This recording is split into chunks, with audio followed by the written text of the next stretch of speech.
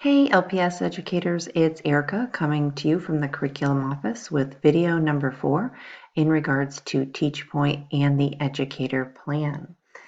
So let's get started. Open up your web browser, and in previous videos we have bookmarked the TeachPoint login, whose parent company is Vector Solutions, so utilize that bookmark and go to teachpoint.com.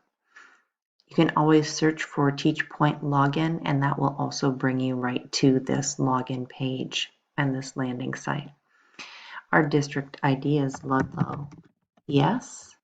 Your username is the first part of your email address, and then your password is self-identified.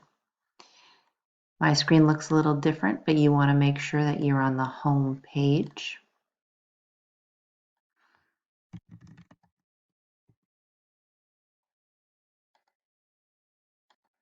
And we're going to get straight to our plan here. So remember, you'll find your plan items under the calendar icon. And here we go. I'm going to scroll down to the educator plan. Previously, you have already met with your evaluator to discuss your proposed goals and finalize.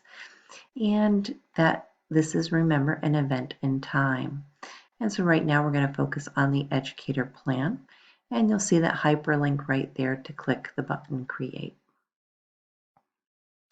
Remember, all of your information is here, and that share button stays off. Remember, we don't share until we want it out because there are no takebacks.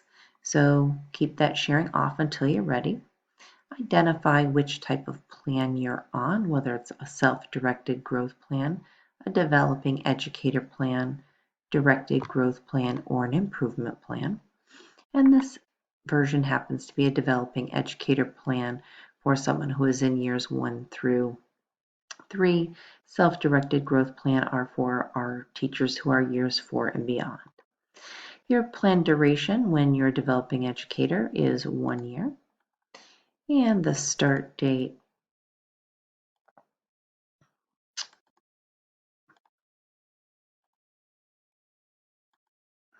doesn't like that. Okay. Is August 30th, and the end date we'll pick as June 30th.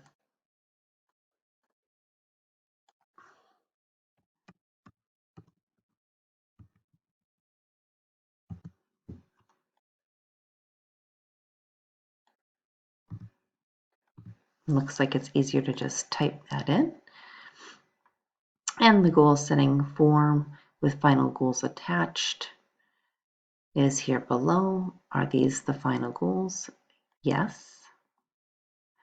If there's attachments, again, there's your paperclip where you can select from the drive or uploading documents.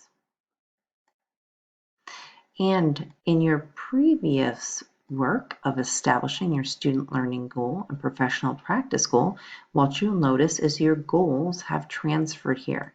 I had previously typed this in the other form, and it self-populates.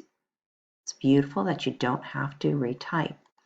And now you will note any actions, which you may have already noted if you wrote out a SMART goal, but if you don't have specific actions, be sure to type that up and include things like, by November, I will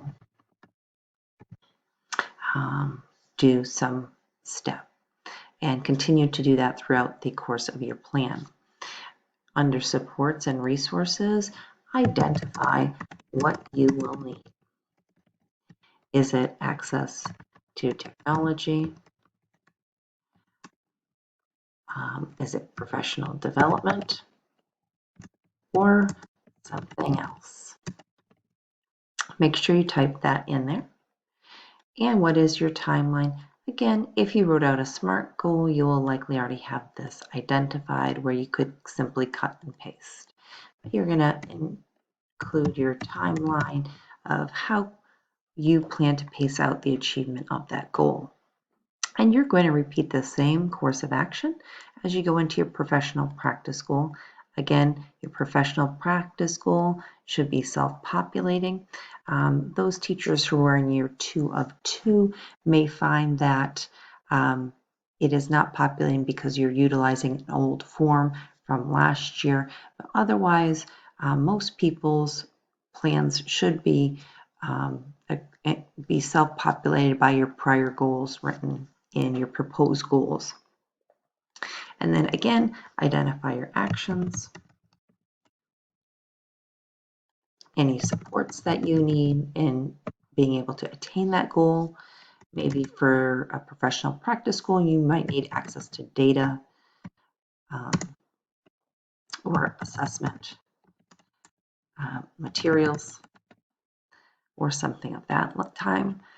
Excuse me. And again, your timeline of how you plan to complete or attain this goal. And once you do that, you are basically complete. When you're ready and you've reviewed this document, you would sign off on the document, and by doing so, you click sign. It will ask you whether you want to share or not.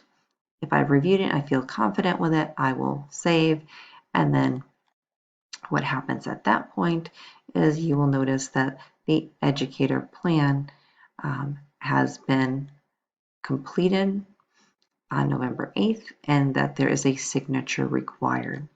And you can go back and take a look at items left to be completed. And you'll notice here that yes, I have signed, but we're awaiting a signature. And that's it for the educator plan. Up next are observations. I hope this video was helpful. Have a good one, folks.